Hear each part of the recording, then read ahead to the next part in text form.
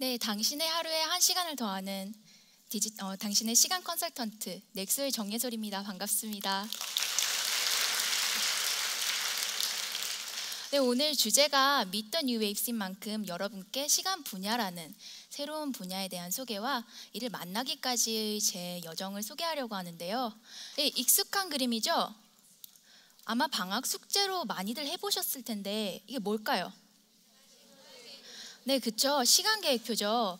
협상을 통해서 최대한 많은 휴식 시간과 수면 시간 확보를 목표로 하는 초등학생 전용 조기 협상 교육 과정인데요.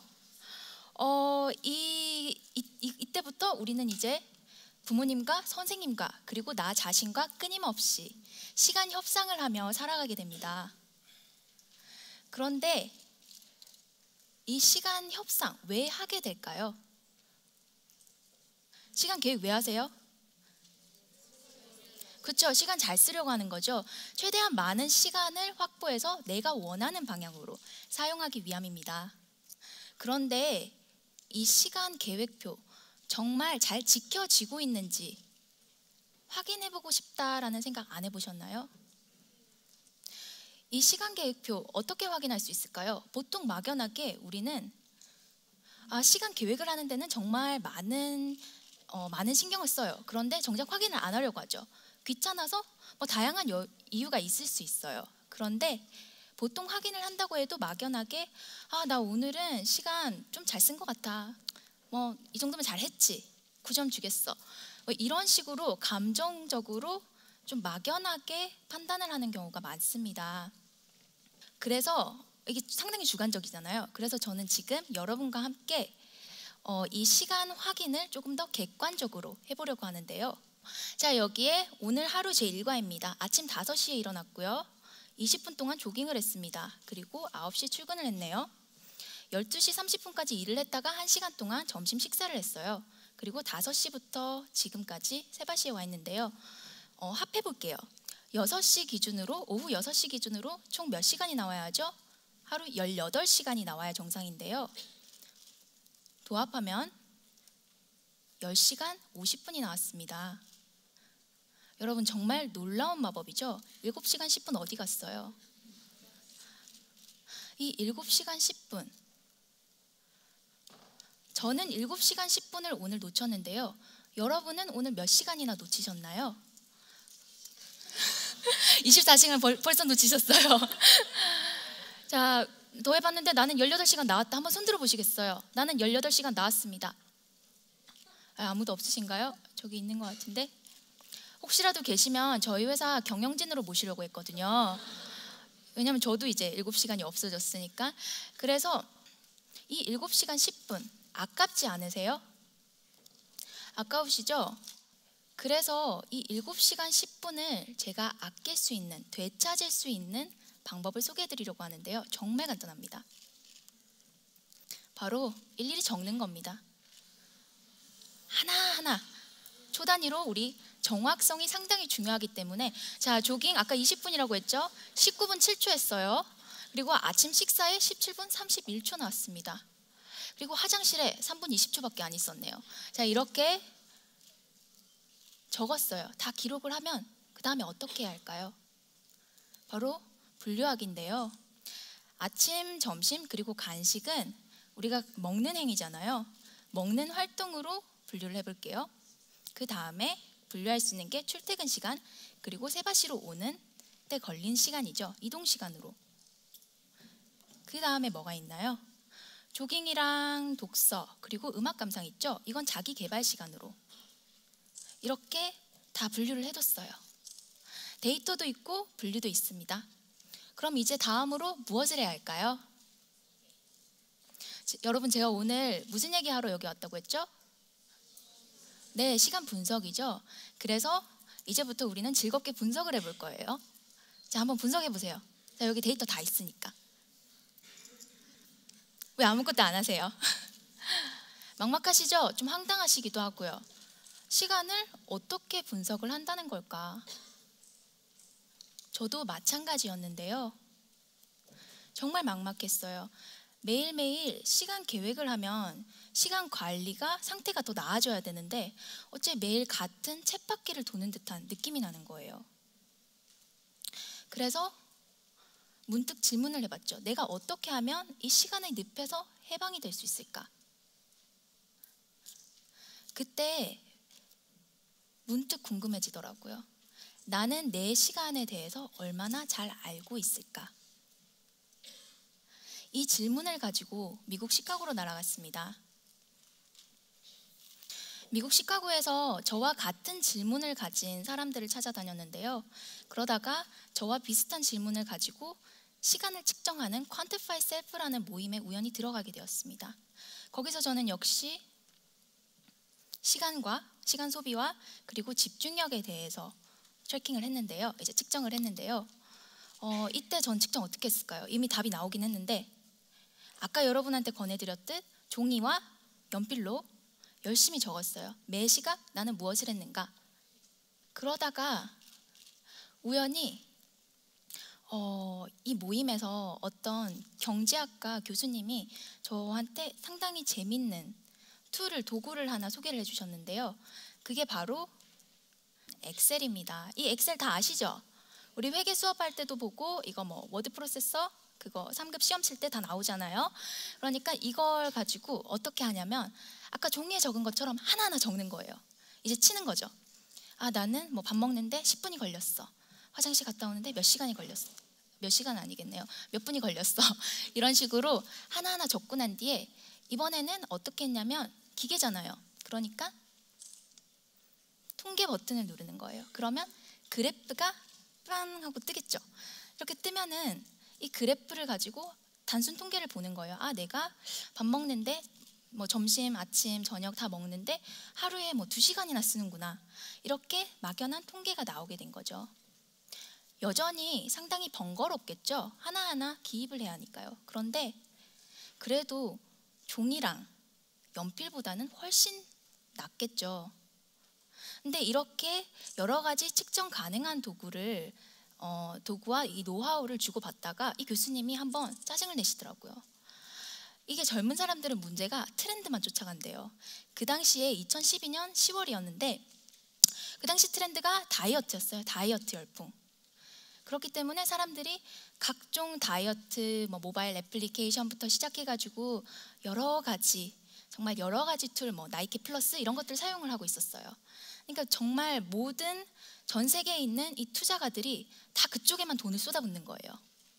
그런데 이 교수님은 이 다이어트 하는데 내 건강을 측정하는 데조차 사용이 되는, 소비가 되는 이 시간이 어느 정도 되는지, 그리고 그게 내 인생에 어떠한 의미를 가지는지 그 퀄리티가 궁금하셨던 거예요. 그 시간의 양과 질이. 제가 그때 어떤 기분이 들었을까요? That's it. 바로 이거야. 이런 생각이 들더라고요. 모든 사람들이 궁금해하지만 정작 아무도 아직까지 기술적으로 접근하지 않은 그런 성역 같은 존재였거든요. 그러면 이런 아이디어가, 이런 기술이 필요하다는 거, 시간이 분석되어야 한다는 아이디어는 얻었어요. 그럼 다음 질문은 무엇일까요? 바로 내가 어떻게 분석을 할 것인가였겠죠. 그게 바로 다음 숙제였어요. 또 생각을 하는 거죠. 내가 도대체 어떻게 분석을 할 수 있을까? 시간이라는 게 상당히 모호하잖아요. 정말 방대하고 지금 제가 얘기하는 이 15분 역시 시간이 될 수 있겠지만 동시에 정말 이동하는 데 걸린 시간 혹은 잠자는데 우리가 굳이 알아도 되지 않을 시간까지 모두 다 시간이니까. 그리고 장소나 거기에 통한 감정까지 모든 것들이 다 시간의 범주에 들어가거든요. 그때 또 하나 질문을 하게 됩니다. 단순 통계로는 내 삶을 변화시킬 수가 없겠구나. 그러면 나는 이 시간 분석을 통해서 무엇이 알고 싶을까? 그때 바로 이 방학 시간 계획표를 다시 만나는데요. 이게 정말 큰 힌트가 됩니다. 제가 아까 이 시간 계획표가 뭐라고 했죠? 기억하시는 분? 그쵸? 그 조기 협상 과정이라고 했는데요. 그 교육 과정이에요. 초등학생을 대상으로 한다는 것뿐이지. 자, 그래서 이때부터 우리는 시간 협상을 계속하면서 살게 된다고 했는데요. 이 시간 협상의 규모는 우리가 시험 기간일 때 최대치를 찍습니다. 어떻게 찍느냐? 자, 대충 아시겠죠? 여기 왼쪽이 한 달 전이에요. 시험까지 한 달 전. 뭔가 비슷하죠? 나와 뭔가 동일시되는. 자, 턱을 개고 책을 펴니다. 이때는 한 권밖에 없어요. 근데 책이 나를 읽는 건지 내가 책을 읽는 건지 눈에 안 들어와요. 근데 왜 앉아있죠? 이거라도 안 하면 시험 망하면 엄마 아빠가 혼내거든. 그렇기 때문에 앉아있습니다. 변명거리를 만들기 위해서예요. 하지만 한 달이 지났어요. 이제 하루가 남았습니다. 시험 하루 전날에 우리 어떻죠? 책 이만큼 쌓아놓고 미친 듯이 보잖아요. 한 달 전에는 한 수백 페이지 중에서 한 2장 정도를 봤는데, 이게 하루 전이 되면 이 수백 페이지를 3번을 볼 수 있는 초인적인 힘이 발휘가 됩니다. 자, 여기서 질문. 우리 이미 다 아는 내용이잖아요. 다 겪어봤어요. 다 겪어봤는데 이렇게 당연한 내용 중에서 제가 어떠한 중요한 팁을, 어떠한 새로운 조건을 발견했다는 걸까요? 질문을 다시 해볼게요. 한 달 전이에요. 한 달 전에는 그렇게 시간이 많아도 공부가 잘 안 됐는데 왜 하루 전만 되면 정말 이제 시간 한 3시간밖에 안 남았는데 혹은 8시간밖에 안 남았는데 부족한 시간에 이렇게 집중이 잘 될 것인가? 왜 이렇게 공부가 잘 될까? 바로 집중력 차이죠. 집중력, 즉 이 시간 밀도는 제가 단순하게 막연하게 시간 분석이란 게 필요하겠구나라고 생각했던 게 실질적으로 우리 사람들에게 유의미한 그러한 가치로 전환되는데 필수 조건이었습니다. 이렇게 시간과 매 활동에서의 그런 집중도를 바탕으로 저는 여기 보시다시피 분석 과정까지 밑그림을 그리기 시작했는데요. 자, 먼저 휴대폰 센서를 이용해서요. 감정, 스케줄, 소리, 위치 등의 가공되기 전의 사용자의 정보를 읽어드립니다. 정보 읽어드리면 아까 우리 조깅 20분 이런 거 다 적어서 뭐 했죠? 그 다음에 분류했어요. 분류를 했는데 자, 비슷한 종류별로 분류를 합니다. 그 다음에 아까랑은 조금 다른 과정이 하나 있는데요. 바로 통계 과정입니다. 이 통계 과정은 제가 통계라고 소개해드렸지만 실질적으로는 패턴 인식이라고 저는 부르고요.